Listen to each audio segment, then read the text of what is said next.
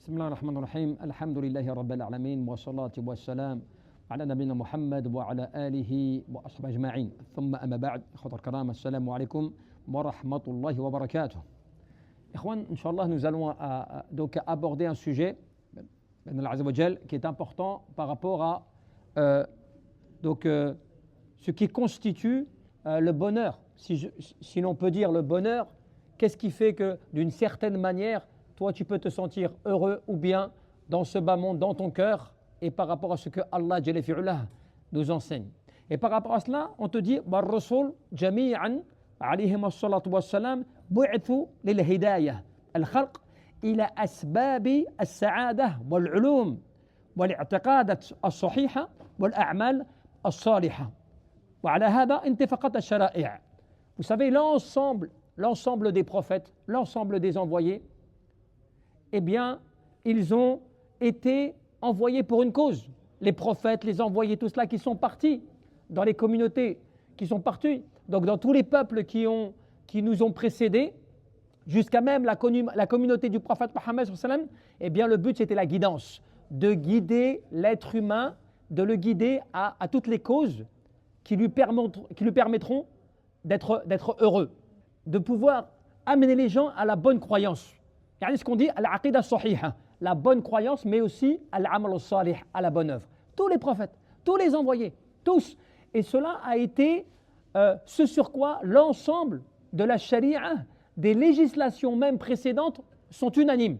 Il n'y a pas un prophète, il n'y a pas un envoyé qui a été envoyé à une communauté sans que le but c'était quoi? De corriger la croyance et de pouvoir les amener à faire des bonnes œuvres pour qu'ils soient heureux. Et cela, ibadallah, comme quand Allah Jalla fi'ula dans le Coran, eh bien il nous rappelle cela de manière générale. Lorsqu'il dit Inna alladhina amanu walladhina hadu wan nasara was-sabiina man amana billahi wal yawmil akhir wa amalun salihan falahum ajruhum 'inda rabbihim wa la khawfun 'alayhim wa lahum yahzanun. Dans ce verset, Allah Jalla fi'ula il nous donne, si je puis dire, la règle pour l'ensemble des religions. Il te dit certes ceux qui ont eu la foi et ceux qui parmi donc les juifs, les chrétiens et ceux qui faisaient partie donc de ce que l'on nomme les gens de Nazareth. En réalité, c'est en référence aussi à Isa alayhi salam. Et bien qu'ils avaient donc la foi en Allah au jour dernier et qui font des bonnes œuvres. Regardez ce que dit Allah Jalla fi'ula. Falahum ajruhum 'inda rabbihim wa la khawfun 'alayhim wa lahum yahzanun. Eh bien, ils n'auront pas, donc pour eux, la récompense, bien évidemment, de tous les messages qui sont arrivés et qu'ils ont suivis et qu'ils ont obéi et qu'ils ont accepté, ainsi de suite, selon ce qui a été révélé, au moment où cela a été révélé et que leur prophète les a appelés à cela et qu'ils ont cru et qu'ils ont mis en application et qu'ils sont bien sûr partis sur cela. Eh bien, Allah Jalla fi'ala parle de quoi? D'une règle générale. C'est pour dire quoi? Que tous les prophètes, tous les envoyés, ils sont partis pour cela. Appeler les gens selon les époques, selon les communautés, selon les textes, ils les ont toujours appelés à la croyance authentique et au fait de faire des bonnes œuvres. Et quand ils s'adonnaient à cela et à respecter cela, Allah Jalla fi'ala, il leur garantissait eh bien, la réussite. Falahum ajruhum 'inda rabbihim. Ils auront la récompense auprès d'Allah. Wa la khawfun 'alayhim wa lahum yahzanun. Et en plus de cela, ni tristesse. Qu'est-ce que veut dire la tristesse? C'est-à-dire qu'en fait, ils ne seront pas tristes, comme pour le croyant, comme al-mu'min, al-muslim. Ils ne seront pas tristes d'avoir quitté ce bas monde et tout ce qu'il contient. Et en plus, ils n'auront pas de peur à avoir. La peur de l'yawm al-qiyamah, du jour de la résurrection, par le fait qu'ils auront été victorieux. Et qu'est-ce que nous rapporte Ibn Taymiyyah rahmatullah? Il nous dit, par rapport à cela, hadihi al-usul al-thalatha. Voilà les trois fondements. Ce pourquoi tous les prophètes, tous les envoyés, tous les messages prophétiques, eh bien, ils ont porté la même parole qui était basée sur quoi? Sur ces trois fondements. Et ces fondements, wahiya al-iman billah, wa bil yawm al-akhir, wa al-amal as-salih. Hiya al-mawjibah lis-sa'ada fi kulli ummah. Cela, tu vas le retrouver dans toutes les communautés. À la base, à la racine des révélations. La foi en Allah, la foi au jour de la résurrection, le fait de faire des bonnes œuvres, qui sont les moyens et les causes pour que la personne, elle trouve le bonheur, bien sûr dans ce bas monde et dans l'au-delà. وقال شيخ الإسلام كذلك أيضا جاءت الكتب الإلهية بخطاب الناس بالمعقولة الصحيحة الفطرية. L'ensemble des livres révélés par Allah subhanahu wa ta'ala, tous les livres divins qui ont été révélés, eh bien, ils tenaient un discours, ils tenaient un dialogue.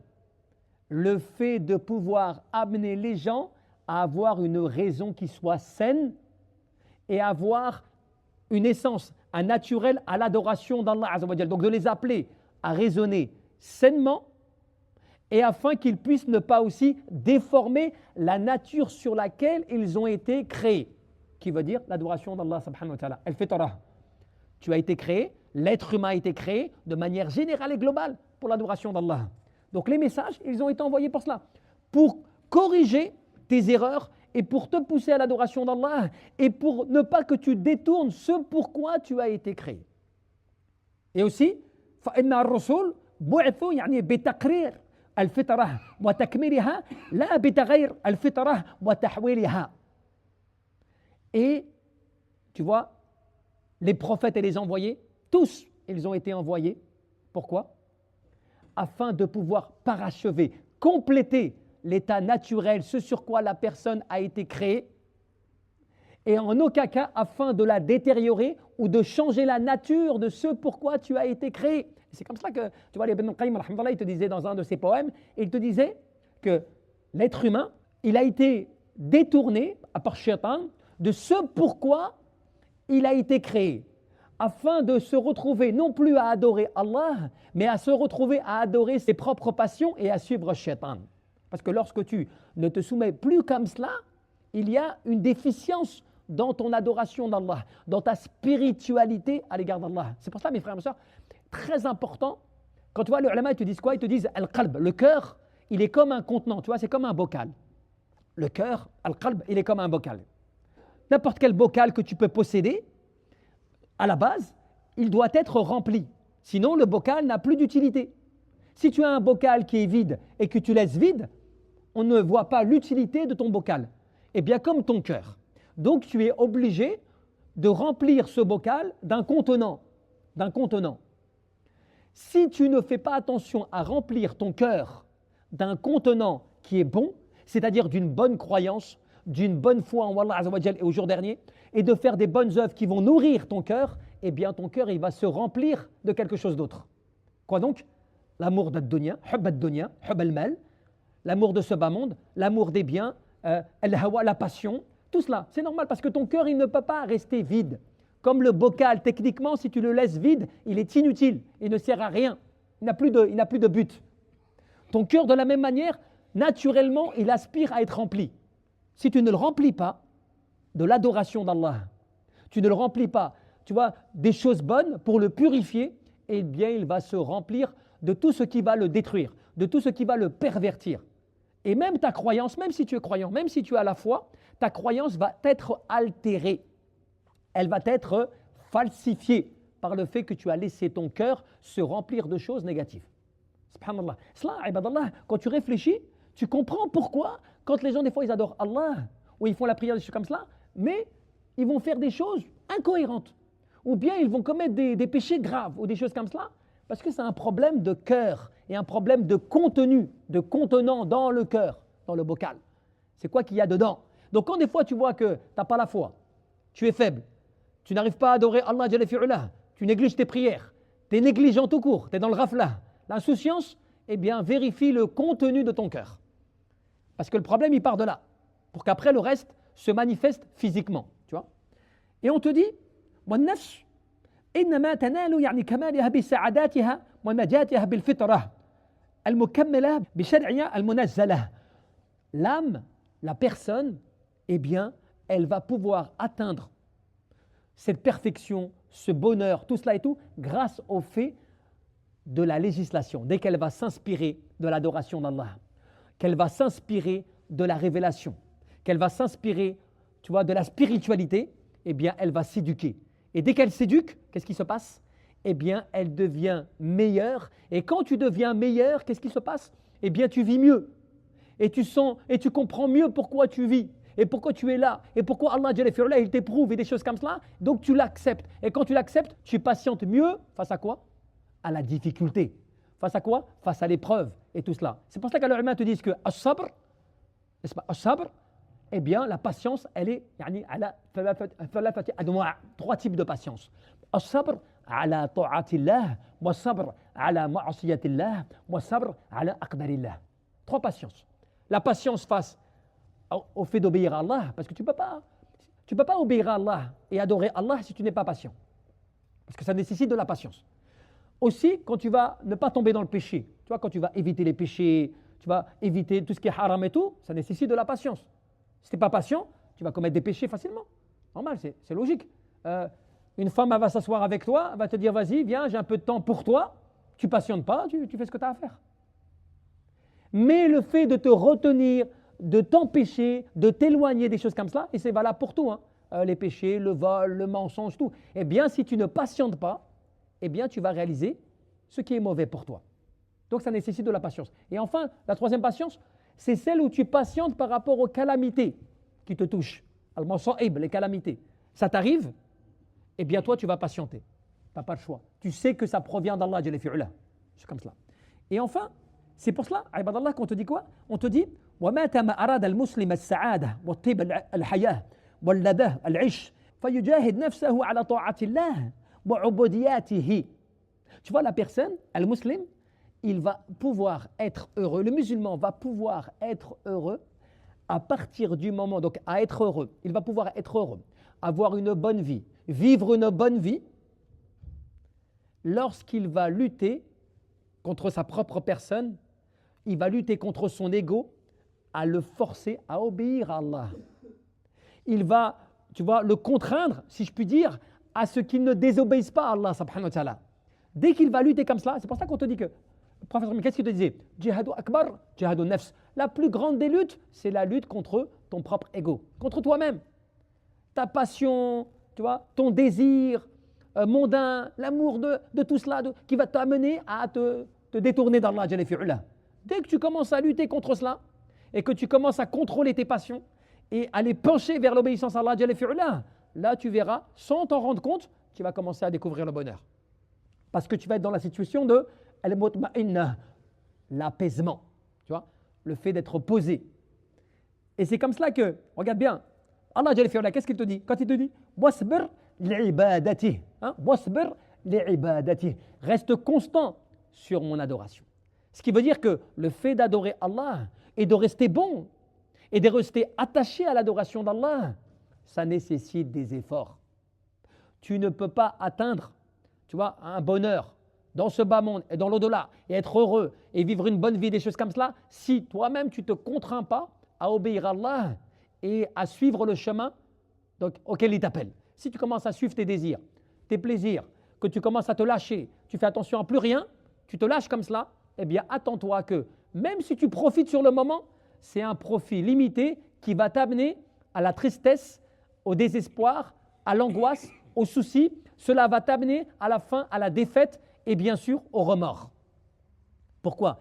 Parce que tu as suivi ce qui n'était pas le meilleur, tu as suivi ce qui allait s'estomper, tu as suivi ce qui trompe, au lieu de suivre celui qui mérite d'être suivi, Allah Jalla fi'ala, dans son adoration, dans les prescriptions divines et ainsi de suite. Le bonheur, la clé, elle est là. Ce qui fait que quand tu n'es pas dans cette voie-là, eh bien attends-toi que tu vas rencontrer des contraintes et des déceptions. وأخذك النفس بعبودية الله تطمئن في فرح بالله في عبوديته وطاعته وقرة العين برضاه. L'être humain, la personne, lorsqu'elle va donc s'adonner à la servitude, à l'adoration, qu'elle va commencer à faire cela, elle va découvrir le plaisir, la joie de l'adoration et d'obéir à Allah. Regarde bien, tu as des gens, tellement ils sont dans l'adoration, ou tellement ils consacrent leur temps à l'ubudiyah, à la servitude, à l'égard d'Allah, eh bien tu vois qu'ils sont épanouis. Tu les vois, ils sont bien en eux-mêmes, même si pourtant matériellement tu vois qu'il y a plein de choses qui lui manquent. Mais cela pour lui est secondaire. n'a pas d'importance. Cela pour lui est loin d'un essentiel. Tu le vois, il est bien. Son visage, il est bien. Sa vie, elle est bonne. Des choses comme cela. Pourquoi? Parce que son bonheur à lui, le véritable, il l'a dans son cœur, dans sa relation avec Allah subhanahu wa ta'ala.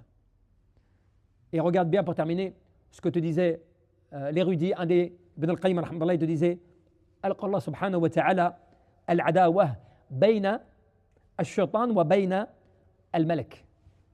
والعداوة بين العقل وبين الهوى والعداوة بين النفس وأمرته بين القلب وابتلى العبد بذلك وجمع له بين هؤلاء وأمد كل حزب بجنود وأعوان فلا تزال الحرب سجالا وداولا بين الفريقين إلى أن يستولي أحدهما على الآخر ويكون الآخر مقهورا معه.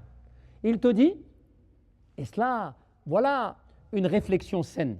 Voilà une réflexion saine. Regardez un petit peu l'esprit quand il est éveillé, l'esprit quand il est touché de clairvoyance comme cela, comment il peut analyser les choses.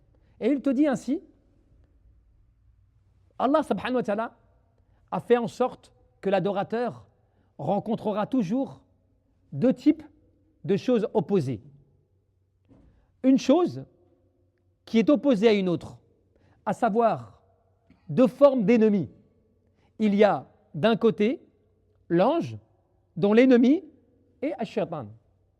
Il y a la raison dont l'ennemi sont la passion.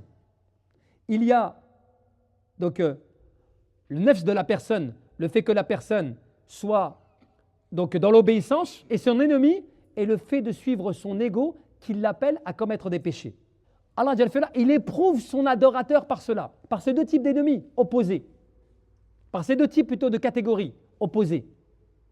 Il l'éprouve avec cela, au point que ces deux choses, elles contiennent chacune, écoutez bien, chacune de ces deux choses contiennent leur force, leurs armées, leur défense et ainsi de suite. C'est-à-dire que quand toi tu te stationnes, quand toi tu te positionnes du côté de l'obéissance à Allah, du côté d'obéir à Allah, de le suivre, eh bien tu vas avoir avec toi tout ce qui va avec cela.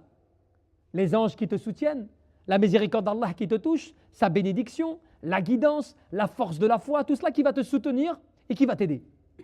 Mais dès que tu vas aller dans le camp opposé, qui va t'aider? Eh bien les armées de Shaytan, les désirs, les passions, les égarements, l'amour de ce bas monde, tout cela avec tout le lot. En fait, en réalité, c'est comme une forme de package. C'est-à-dire que dès que tu prends une des deux voies, tu prendras avec ce qui va dans cette voie-là. C'est-à-dire tout ce qui est mauvais dans la voie du mauvais et tout ce qui est bon dans la voie du bon. Mais le musulman, al-muslim, il se doit constamment de lutter. Pourquoi faire? Pour rester constamment dans le bien et de lutter face à ce qui s'oppose, à tout ce qui va s'opposer à toi. Donc c'est pour ça que quand les gens des fois, tu vois des gens des fois ils se plaignent, ils se disent, eh bien ils te disent, je ne comprends pas, c'est difficile pour moi, je suis accablé par les mauvaises pensées, j'ai plein de trucs comme cela qui me viennent à ma tête, dans mon cœur, des fois je suis motivé, je me lève le matin, j'ai rien envie de faire, des choses comme cela. Ça ne dépend pas de ta journée là maintenant, ça ne dépend pas de toi là maintenant quand tu y penses. Cela dépend de ce que tu as fait déjà bien avant et que tu gardes comme cela dans ta vie là de tous les jours. Qui fait qu'à un moment, tu n'es plus soutenu par ceux qui veulent que tu t'élèves, tu es soutenu par ceux qui veulent que tu te rabaisses. Ceux qui t'élèvent, ce sont les anges qui sont là, qui te protègent. La miséricorde d'Allah, qui t'ouvre le cœur, qui te met la lumière, qui t'éclaire ton esprit, qui t'éclaire ton cœur. À partir de là, tu agis, tu as la force, tout cela. Pourquoi? Parce que tu as pris cette voie-là. Mais dès que tu commences à t'opposer dans ta vie de tous les jours à cette voie-là, attends-toi que tu vas récupérer avec cela tout le lot de ce qui est mauvais. Qui vont te conseiller? Les shayatines, les satans. Qui va te conseiller? Ton ego, qui t'appelle à faire le mal. Qui va te conseiller? Tes amis autour de toi, qui ne sont peut-être pour certains que des personnes qui veulent que tu tombes avec eux dans leur passion et dans leurs péchés. Qui va t'aider? Tout le mal comme cela. Parce que toi, tu auras pris cette voie-là.